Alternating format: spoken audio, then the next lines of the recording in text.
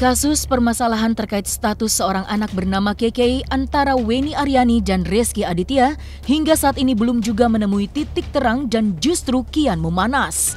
Hal tersebut terjadi lantaran salah satu orang saksi dari pihak Rezky Aditya yang dihadirkan di pengadilan justru membuat emosi pihak Weni Aryani memuncak. Udahlah, serius. Gue nggak mau ngomong. Untuk kasus ini sendiri, Mas Bapak sebagai biar cepat selesai aja deh. Sendiri, biar selesai, ya dapat jalan keluarnya ya. Ya, udah itu aja. Sempat memberikan saran juga nggak? Nggak pernah, aku nggak berani ngomong. Mas Rezky sendiri Nggak pernah. banget nih. Nggak pernah. Enggak. Udah, ntar ya.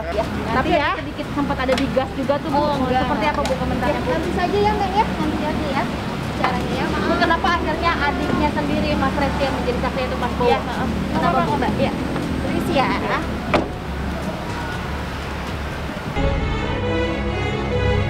Sempat emosi saat jalannya persidangan, pihak dari Weni Aryani pun kini akhirnya turut angkat bicara terkait adanya kejadian yang sempat memanas antara pihaknya dengan saksi dari pihak Rezky Aditya.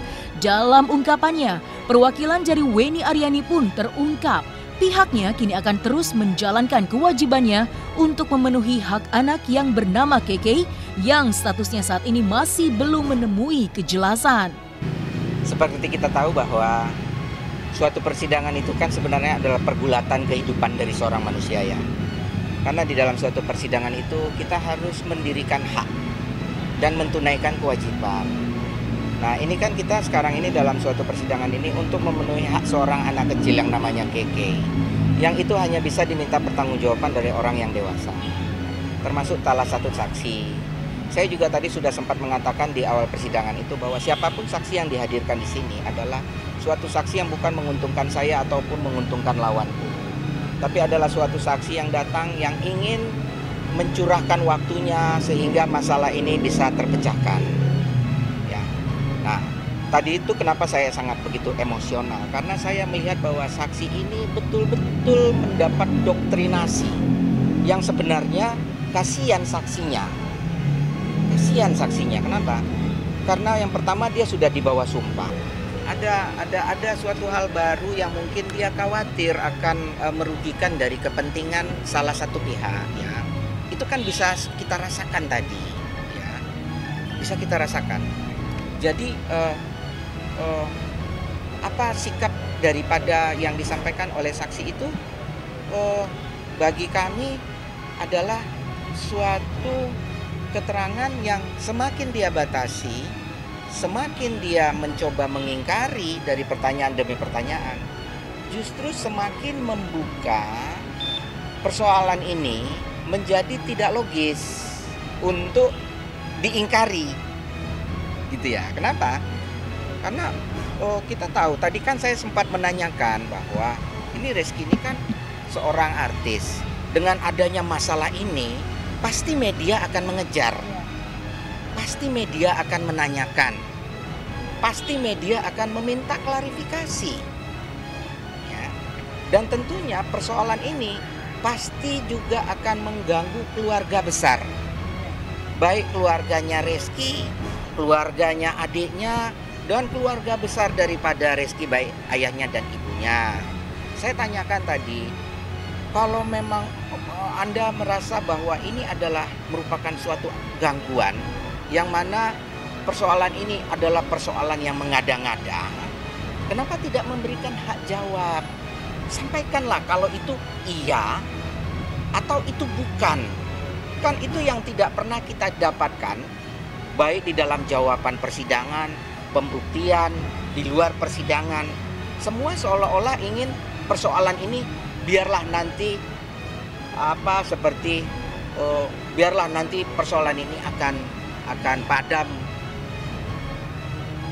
atau indah pada waktunya, gitu ya. Itu bagi kami tidak cukup sampai di situ. Kenapa? Karena kita harus pahami juga bahwa Rezky ini kan dia public figure. Resiko dari seorang public figure itu dia akan menjadi contoh bagi masyarakat. Dia akan menjadi panutan, suka atau tidak suka. resiko. Kenapa mau jadi artis kalau tidak mau dipublish?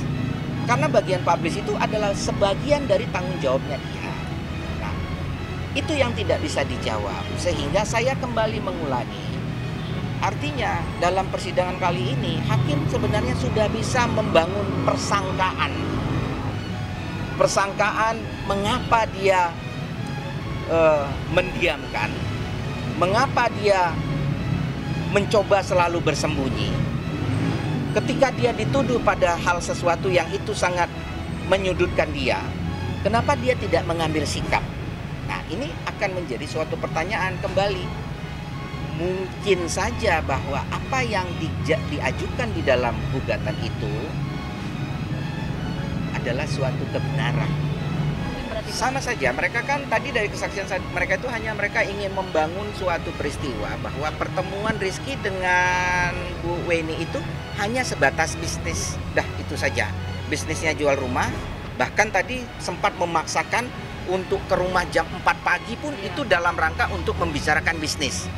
Itu kan apa logika orang, apakah se-urgent itu sehingga harus membicarakan bisnis pada jam 4 pagi gitu ya.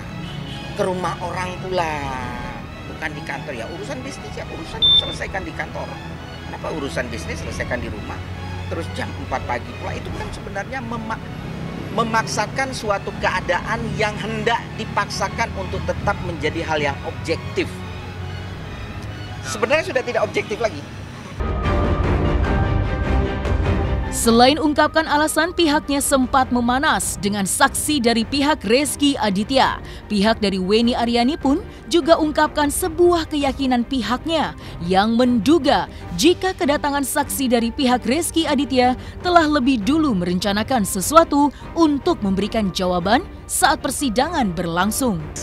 Mereka hanya gini, saya sangat meyakini bahwa kehadiran mereka ke sini ini sudah dibatasi. Yang you bicarakan ini, kalau nanti yang ditanyakan oleh lawan ini, kalaupun kamu bisa jawab, bilang aja nggak tahu.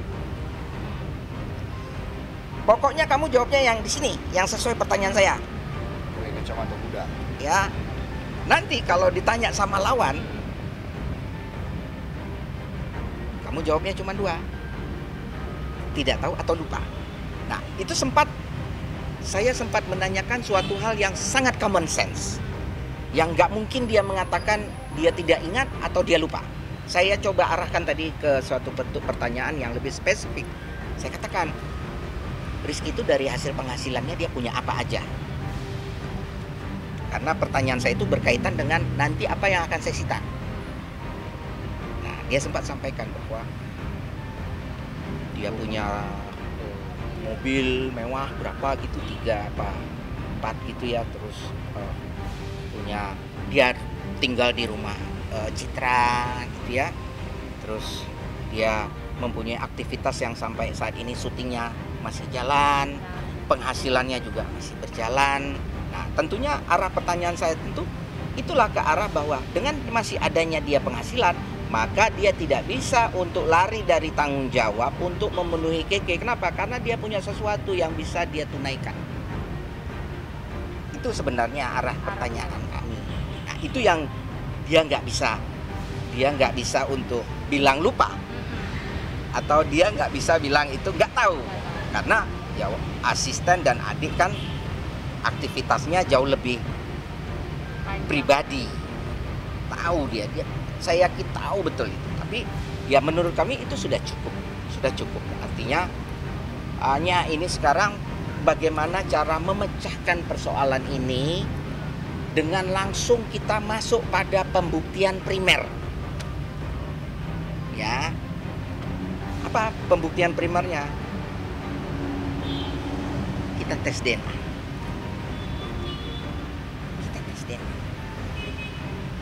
Dengan kita tes DNA ini, hanya dengan sampel yang mungkin hanya setetes darah, tapi bisa membuka kasus yang besar ini dan tidak terbantahkan. Kalau memang itu bukan anaknya Rizky, kami yakin saya akan memaksa Bu Weni untuk meminta maaf. Bahkan jika perlu pun saya harus menyaksikan Bu Weni ini untuk mencium kakinya Reski. Kalau salah